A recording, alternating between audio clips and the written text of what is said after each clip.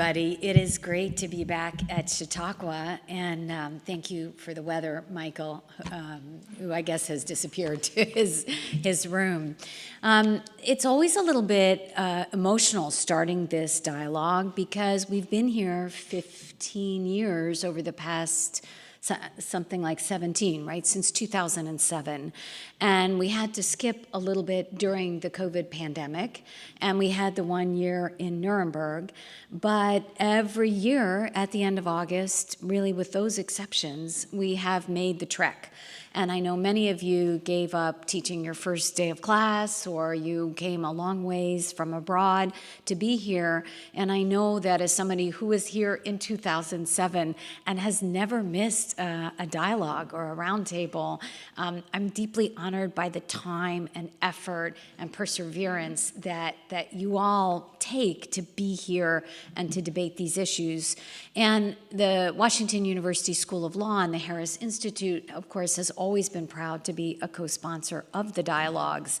When I was at the Jackson Center last night and I saw the wall of Heinz awardees, it was, again, a little emotional to see those who have passed: Whitney Harris, Ben Ferenz, Bill Kaming, Sharif Bassiouni.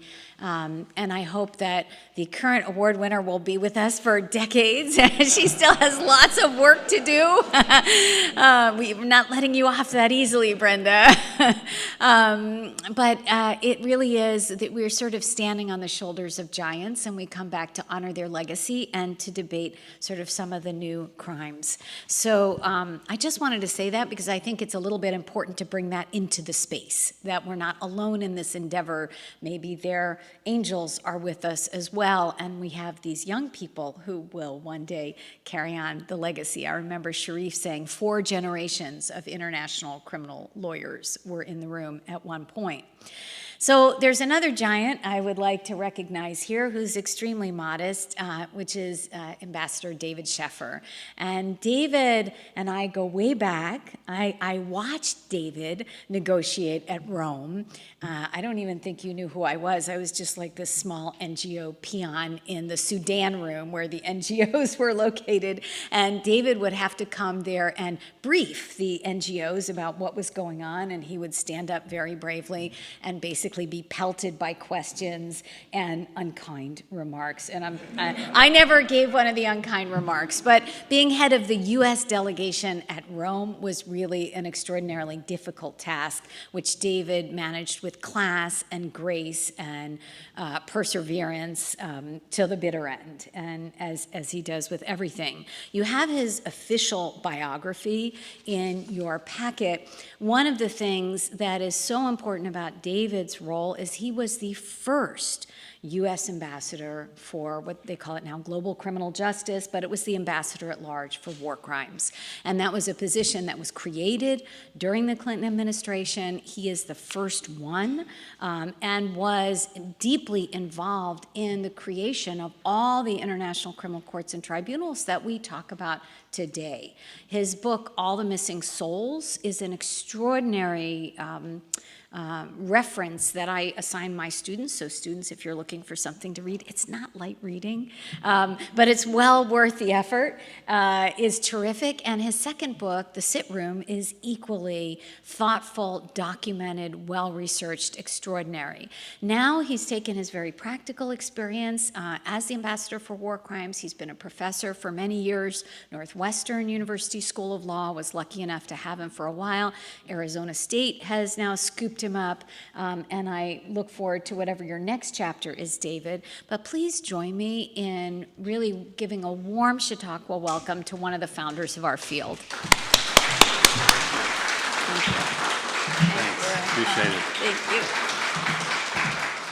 you. Wow. Well, thanks so much, Leila, for a very, very generous introduction. Obviously, I have to start with thanks to the Chautauqua Institution, to the Jackson Center, to Jim Johnson and Molly and everyone who has made this possible. But in particular, I want to just start by saying we are at the 15th anniversary. I've been able to make, I guess, about 8 or 9 of these, including that one in Nuremberg. And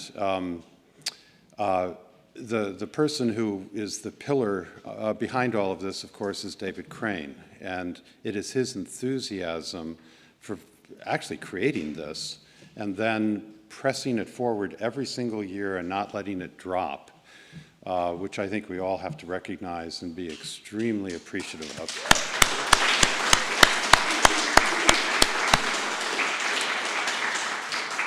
And of course, I'll just say, you know, my experiences with him on the Special Court for Sierra Leone, where I was out of office by then, but interacting with him. And of course, he took one of the best guys who ever worked for me, Mike Pan, with him. And of course, Mike then got all sorts of malaria and everything, but you know, he survived. And I think he thought it was I know it was a tremendous experience for him. You know, there are two people in this room who know from my discussions with them yesterday, Dave Crane and Mike Newton, that I was quite perturbed as what could I possibly say to such an experienced, skillful, intellectually sound audience. You know, what do I have to say to all of you that you don't already know? And so I went to bed last night quite perturbed, woke up very early, and as always happens with me, and this happened when I worked for Madeleine Albright, you know, we'd have a ton of work at the end of the day. I was so tired, I couldn't stay up until 1 or 2 a.m. That's not possible for me. And I would wake up at like 4:30 in the morning, and I'd immediately write the memo that had to be written, you know, the night before, because my mind was actually on and working. So I did wake up this morning and some thoughts came to mind. First of all, we must recognize that we are all a community of justice. This is the community of justice in this room today, and we should be very, very proud of that. I want to be personal for a few moments before I get on to a few, you know, modest substantive points. I think I would entitle this was the thought that came to my mind within a minute of waking up, Random Thoughts from a 30-year veteran about our profession, atrocity law and atrocity crimes. And of course, as so many of you know, that means international criminal law, international humanitarian law, international human rights law, the law of war, genocide, crimes against humanity, war crimes, and the crime of aggression. And we just bundle those all together in atrocity law and atrocity crimes. It has been an extraordinary 30 years that began for me most prominently in 1993 upon entering the Clinton administration and working for an incredible individual, Madeleine K. Albright, who first was our ambassador to the UN for 4 years and then was, of course, Secretary of State.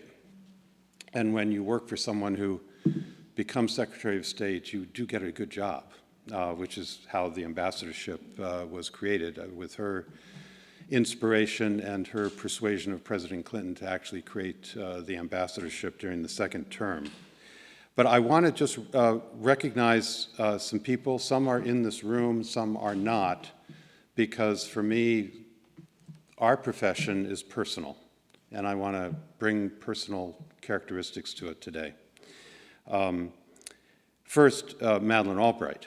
I think we have to recognize that she is with us. I was not at last year's Chautauqua event, conference, but she died in the spring of 2022. I was able to go to her National Cathedral memorial service, which was totally packed. She had developed a network of individuals that is unparalleled. But I just want to tell you a few things about her. It's not hype. She was totally dedicated to these tribunals, totally dedicated. She was extremely proud of it. And when people would call her the mother of the war crimes tribunals, she was proud. I mean, she smiled, she'd look at me and she'd wink, and, you know, I mean, she was very proud of that title. And she wore it with strength and courage for 8 years. in her job. And really it was at her initiation that,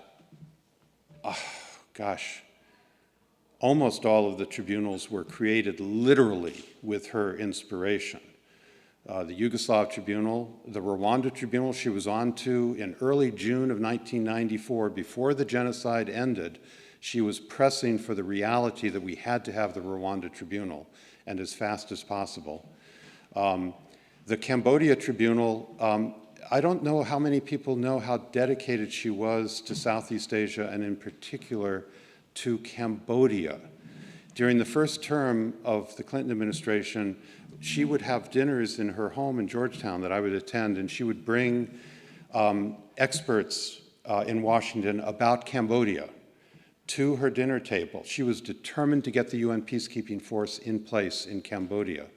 And she was also extremely determined, once we had built the Yugoslav and Rwanda tribunals, she would turn to me and she'd say, "David, it is intolerable. How can we possibly have these two tribunals and overlook the deaths of almost 2 million Cambodians in Cambodia under Pol Pot as recently as the late 1970s, quite frankly, at that point."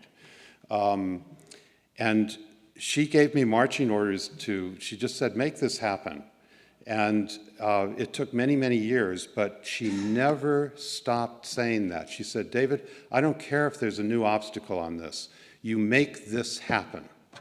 And so I had those instructions from Madeleine Albright to wake up to every morning.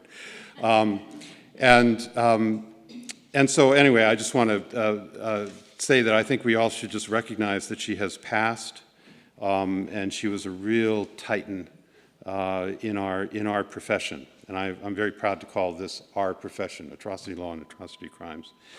Now, other people, and they're so alive. Brenda Hollis. I just want to also accord my recognition to you and the Heinz Award yesterday, which was so generous and merited. When I think of Brenda Hollis, who I've known since 1993, there are three words that come to my mind. Quote unquote, voice of experience. You want to call someone up with the voice of experience, you call Brenda Hollis. You want to bring someone into a project with the voice of experience, you bring Brenda Hollis. And that has been demonstrated repeatedly. And I will just take great pride, Brenda, in signing off on you on the list of secondees to the Yugoslav Tribunal in 1993 from the Air Force JAG Corps. And I don't know if you remember this, and I may have a bit of a sketchy memory myself about this, but we did have, just before you and the other secondees went off to the Yugoslav Tribunal, we had a meeting at the State Department where I had I thought it was 3 former Nuremberg prosecutors in the room. And the intention was to tell you of their experience at Nuremberg and to inspire you as you went to The Hague. And I believe in the room was Whitney Harris and Mr. King, and I can't quite remember who the third one was at this point. But I thought of that in preparing this because it kind of creates a nice circle from Nuremberg through you to the present day that we had those generations in the room. But anyway, congratulations, Brenda. I want to remind you all, although he was not in that secondee class, Brenda, he arrived through a different route, through actually answering an employment bid by the ICTY at generally the same time as you arrived. And that is our good friend and colleague, Mark Harmon, who I want to recognize today, very, very importantly. Mark, for those of you who knew him, was an extraordinary, and is an extraordinary person. He is encountering some health difficulties now, and I want to make sure we recognize him today, now. I got quite close to Mark Harmon through the years. I had him talk to my class by whatever was Zoom back in 2010 and 2011. I don't even know what we used back then. and Skype maybe or something. And he just was an extraordinary individual who I strongly recommended for the co-investigating judge job at Cambodia, which he took after his tour at the ICTY, and worked with him very closely when he was in Cambodia in that capacity. And just can't tell you how much I admire him. I was on Zoom with Peter McCloskey, who some of you know, a week or so ago, and Pete brought me up to date on Mark, and I wanted to mention this about Mark. He was the prosecutor at the ICTY on the Perisic case, and he won at the trial level. Then it was reversed at the appeals level. And a key issue was aiding and abetting and what constitutes the proof of it. On mens rea, do we have a knowledge standard or do we have an intent standard? And Mark was very determined to demonstrate the knowledge standard, and he was reversed on that. But then subsequent decisions of the Yugoslav Tribunal, the Rwanda Tribunal, I think too, as well as, of course, the Special Court for Sierra Leone on Brenda's watch on the Charles Taylor trial, a magnificent appeals judgment that just was a slam dunk, if I can use that word, on the knowledge standard, which all of us cited endlessly in our amicus briefs, etc. But Mark was so proud of his Perisic work and then so distressed at the appeals judgment that I enjoyed talking with him in the aftermath when the other decisions came down, that in fact in the end he was vindicated. Well, guess what? Some of you may not be aware of the Ninth Circuit's docket at all times. But in July, the Ninth Circuit Court of Appeals in California came down with their kind of a preliminary decision on the Cisco case, CISCO, the big, huge telecommunications company.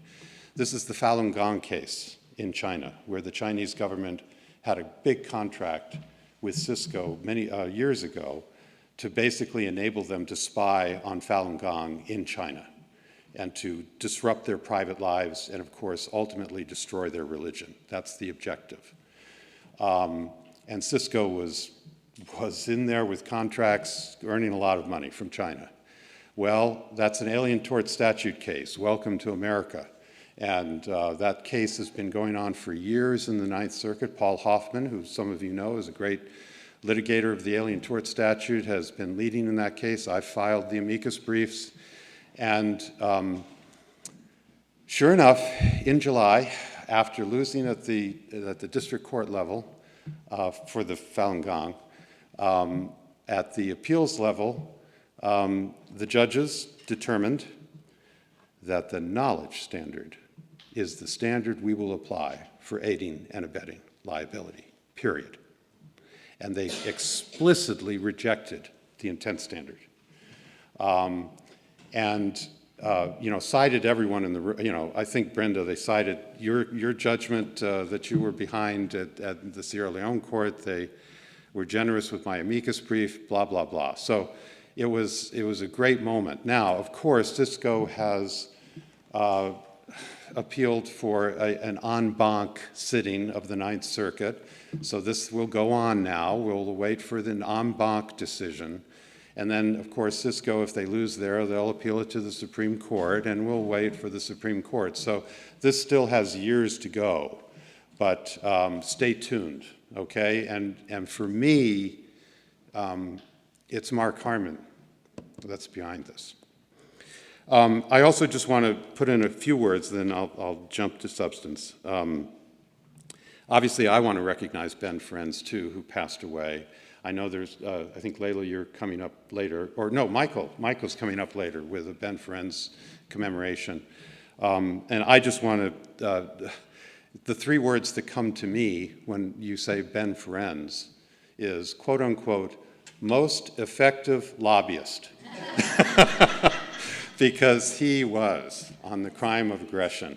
And it started in 1995, the first UN session on the talks for the International Criminal Court, the Rome Statute, at the UN. And Ben was, there and pressing me because I was the US negotiator, and it just went on for years. And he did it, I can just remember moments like, I remember that moment I was crossing 2nd Avenue in New York. Ben came scurrying after me, to make some point to me before I got back to the UN. It was just, he was persistent. And of course, in the end, he more or less prevailed.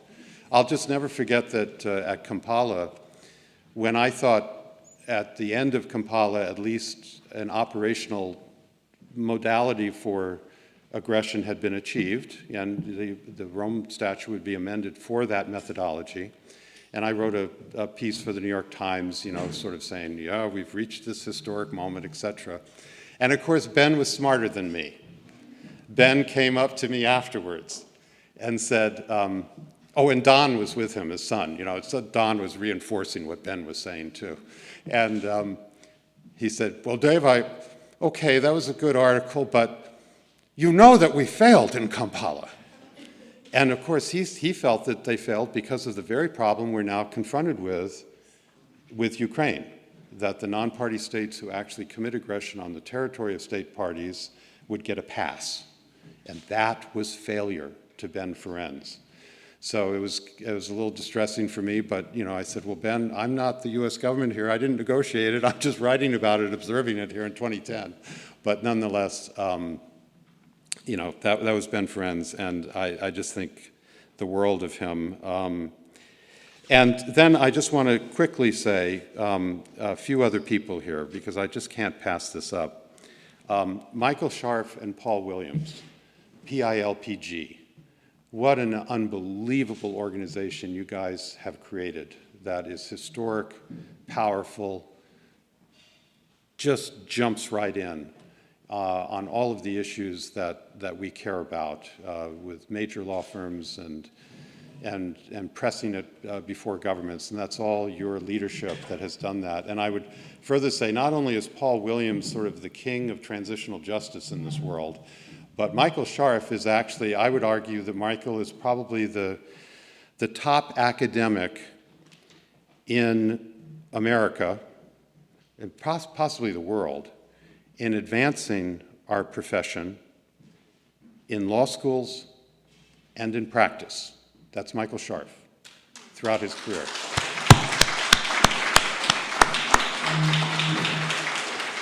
And Michael, just to show you one small example of that, do you remember 20 years ago, you held one of your zillion conferences at Case Western on lawfare? And I was there having a role in the whole thing. And we were kind of looking at lawfare in a defensive way. I mean, there was a lot of reasons why people thought threatened by lawfare. And I made the point that guys, throughout the 1990s, I practiced lawfare. That's building the war crimes tribunals. That's going after it. That's lawfare. To try to get the right perspective on it. And I've become more interested in lawfare very recently now, but in that positive sense. And I think you'll see an example of that in my latest article, which was a couple of weeks ago on just security, on deterrence lawfare to save Taiwan, and how we can think about using law in the defense of Taiwan, not just always worrying about how do we militarily defend Taiwan if it's invaded, but how can we possibly prevent that invasion by using lawfare in advance. I want to recognize Andrew Cayley. Forget about the clothes on Andrew. I don't give a damn. With Andrew, with Andrew, I spent years with Andrew in so many capacities, but most prominently in Cambodia. He really does demonstrate why he's a barrister, an English barrister. He is brilliant in the courtroom. And he did that for the Cambodia Tribunal time and time again. And I thoroughly enjoyed, working with you, Andrew, particularly on the Cambodia work during the years you were there. And then, of course, you were succeeded by the far more skillful Brenda Hollis. But we'll leave that pass, Yeah. And then I want to point to Mike Newton. When I think of Mike Newton, there's just one word that comes to mind. Sorry about this, Mike. Discipline. When Mike gets involved in any project, he brings an intellectual and pragmatic discipline to the exercise as a lawyer and, as someone committed to our profession. And Mike, who worked on my staff at the State Department as a JAG officer and then has had such a distinguished career at Vanderbilt Law School, you've brought such sanity to so much of what we do, particularly with your military law background. So I just want to, very broadly recognize you. And then, of course, there's Stephen Rapp, which one could talk about forever, but Stephen, for me, is the Energizer Bunny of our profession. He's just constantly everywhere in every capacity, every possible capacity, and brilliantly so. And he has a memory that no one here can equal. He has the best memory in this room. And Stephen, thank you. Thank you also for being a successor to me, because I'm so proud that the office bears your reputation. It really does. And then finally, just a couple more names. Fatou Bensouda, we go so far back. And I know, Ambassador, you have made such an enormous mark on our profession.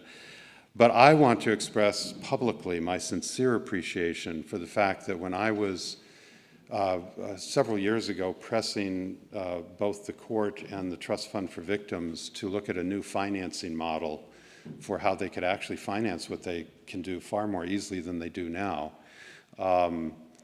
Fatou put herself on the line to back me internally, and I will never forget that I deeply am indebted to you for stepping up for me as I was advocating those points in The Hague.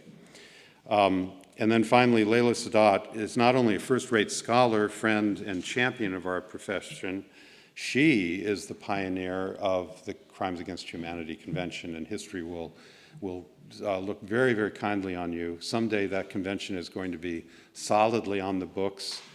Absolutely. And then finally, Norman Farrell is somewhere in the audience. I don't know where. Yeah, there. Oh, there you are, Norman.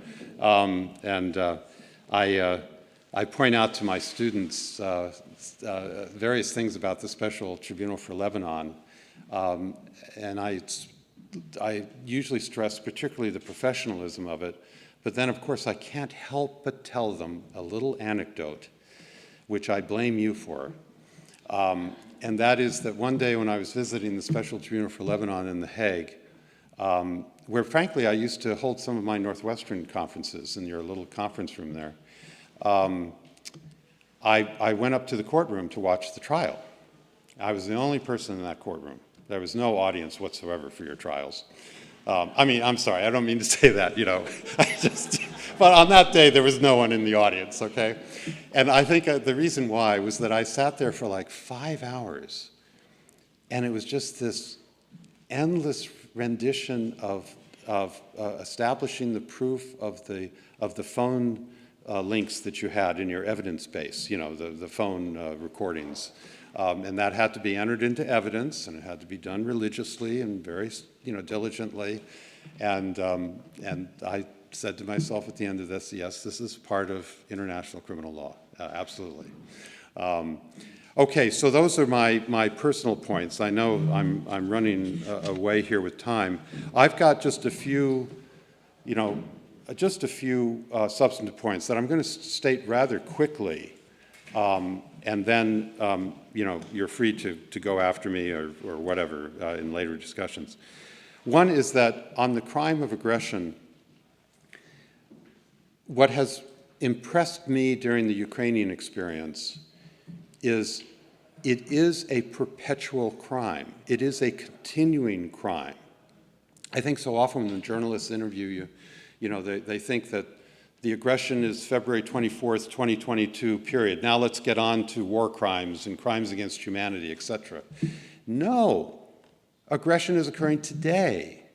Every time a missile crosses that border, it's aggression. Every time Russian troops cross that border, it's aggression.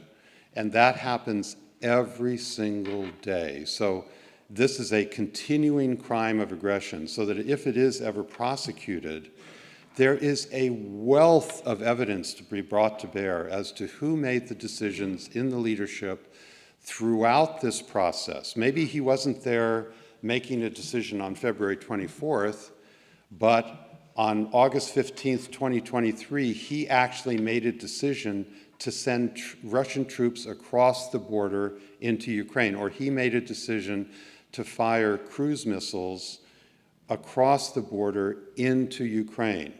And that will be a crime of aggression on that day, August 15th, 2023.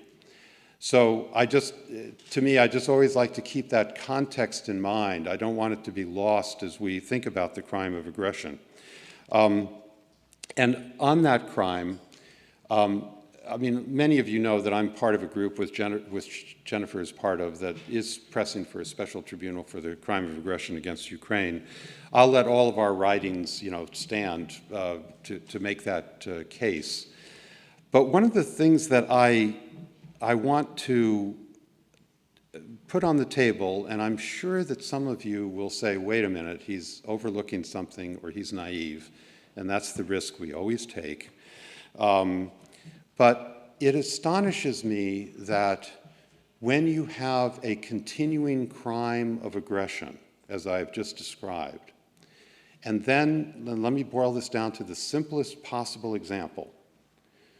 A Russian tank commander is on Ukrainian territory yesterday, decides that he will fire upon a unit of the Ukrainian military that is in trenches in front of him, defending their territory. The Ukrainians are defending their own territory here, and fires onto these soldiers. There are no civilians anywhere nearby. There's no small town. There's nothing Geneva Convention existing anywhere near them. They're just another combatant force. It's combatant force against combatant force. And in the law of war, we consider that to be legal. I mean, these are combatants fighting each other,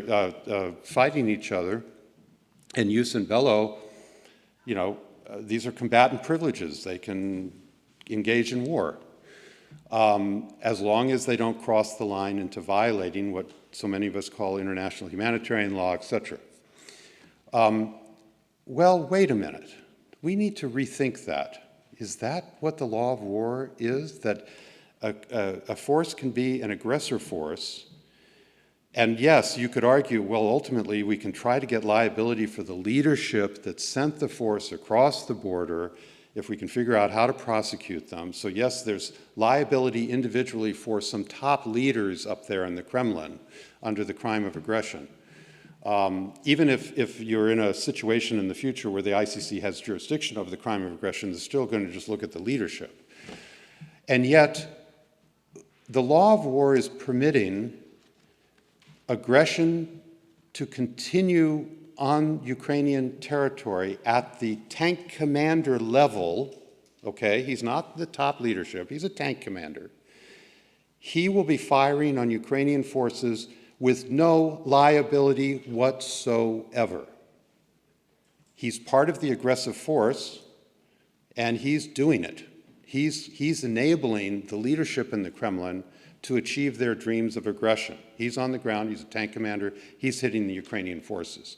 Now, I come to this simply because one day I tried to put myself in the mindset of a Ukrainian soldier, looking out at that tank and saying, why are you, on what basis are you striking me? What is your rationale?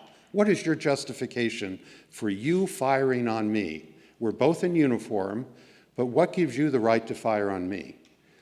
And I think in our law, international criminal law, we have a gap, which is we've decided that, yeah, on aggression, we'll go after the leadership, and that'll, happen someday, perhaps.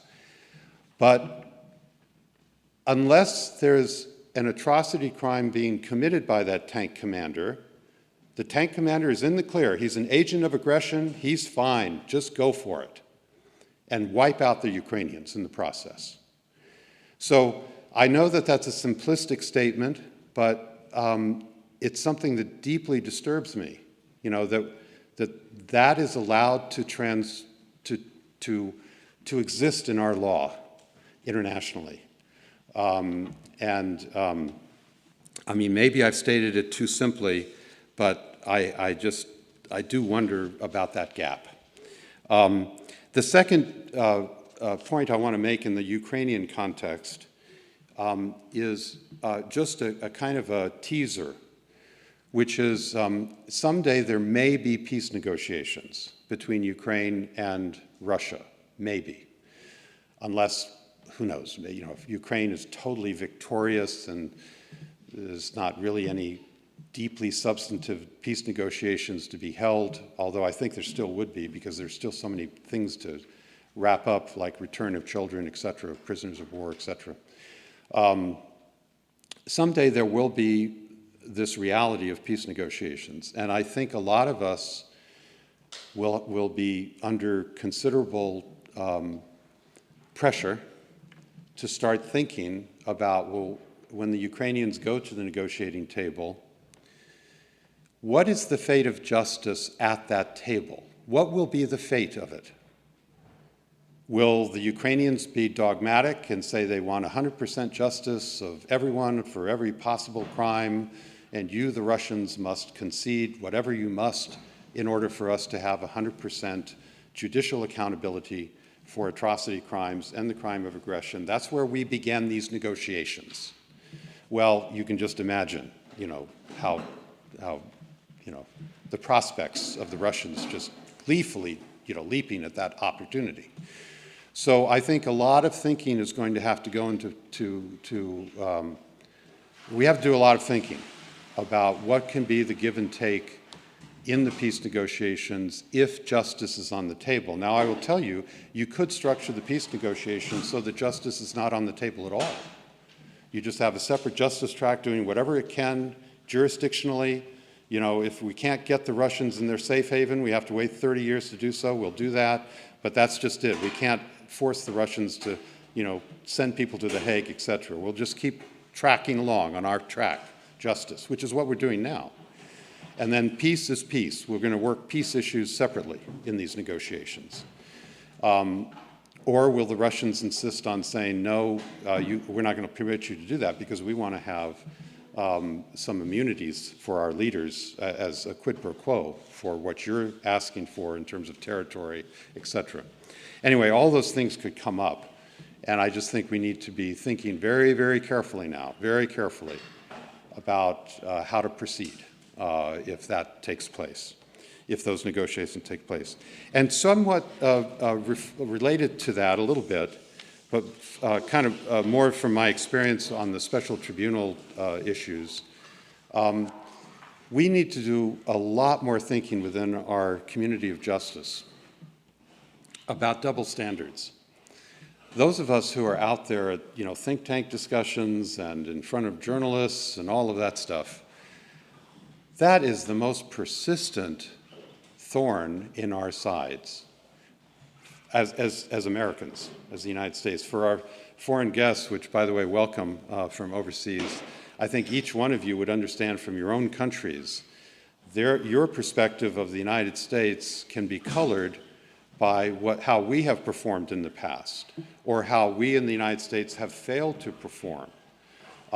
And when I'm in discussions that some might call, intellectual discussions or what have you, the intellectuals of the South, the global South, where you guys are from, although not Germany, or I think we have Albania here, right? Somewhere? Yes, Albania. The first thing that comes out of their mouths when we're in discussions is double standards. saying, well, what are you talking about? I mean, the United States invaded Iraq in 2003, and now you're barking about Russia invading Ukraine? Get your story straight on Iraq first, and then come talk to us. But you never got your story straight on Iraq, and we have not forgotten that. I'm literally paraphrasing what they bluntly say to you. And then on issues of justice, they will say, wait a minute, what is this? You're not a party to the International Criminal Court, and yet you keep prophesizing and pontificating, I should say, about compliance with international criminal law. And it's not a message that we need to necessarily listen to from you, because you're not part of the game. You're outside of it. And they are very blunt about this. And I only bring this to your attention because for better or worse, I'm in so many of these darn discussions that the Global South just hits you. It slams you with these. And the Global South includes Mexico. I'll never forget Mexicans, hitting me with these arguments. So we have a lot of work to do on that. And of course, I like to think of trying to resolve things. And for me, a lot of it is we need to reestablish our reputation for inclusion with the rest of the world on these important issues, but also on treaties that we have led and negotiated, and yet we have still not ratified. Of course, the obvious one is the Rome Statute, but others are the Law of the Sea Convention, Protocols 1 and 2 of the Geneva Conventions, the Convention on Disabilities as an obvious one. All of these are not ratified by the United States, and the world is waiting for us to actually do something on that account. So I think I'll end with one. Do I have 2 more minutes, Jim? Yeah, that's it. Okay. I'll just close by saying a final idea I want to sort of throw out at you that I've been hoping to sort of get going on in some kind of grant-structured way, is I firmly believe, having been at the sit-room table for many years, 2 or 3 times a week, if not more, during the Clinton administration, what we were always lacking was a financial estimate of our decision-making. Just wasn't there. The Pentagon would always come to the table, of course, and tell you how much it would cost, to do X, Y, and Z. But that's not the totality of a foreign policy decision, particularly one that bears upon national security. What I would have sought, and which I still think we can do, particularly with perhaps AI working beneficially for us, is to be able to give policymakers, as they are reaching policy decisions, not after, but as they are trying to reach policy decisions, a financial cost estimate of, well, wait a minute, if you take certain actions now to prevent these atrocities, it will cost you X, but if you wait and you get involved in a conflict where the atrocities are underway and so much death and so much property destruction results, well, this will be your cost during the conflict, because you're going to have to be responding constantly with very costly options. And then at the end of a conflict of any number of years or any set of atrocities, the cleanup of that is going to cost you in the billions of dollars. You should just know the cost before you make a decision, because it's so easy for policymakers to avoid the tough decision because they see kind of minimal costs involved with avoiding the tough decision, without being fully cognizant of how expensive it will be by not making the tough decision to intervene effectively to staunch that threat, whether it be a threat of atrocities or of taking over Ukraine, et cetera. So I just put that down as an idea of something that we need to be thinking about, particularly in our field when we talk about prevention of atrocities. Thank you very, very much. Okay.